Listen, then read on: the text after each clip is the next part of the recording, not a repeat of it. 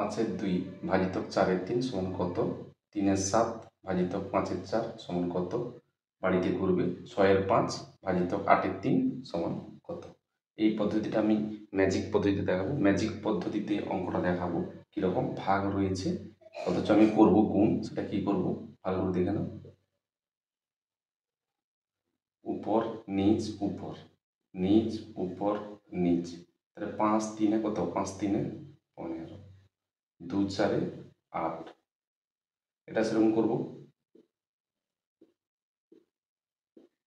3/4 12। ভাগ রয়েছে কিন্তু মনে মনে গুণ করিয়েছি। দেখো ভাগ রয়েছে কিন্তু মনে মনে গুণ করছি। ভালো করে দেখে নাও। 3/4 12, 7/5 29।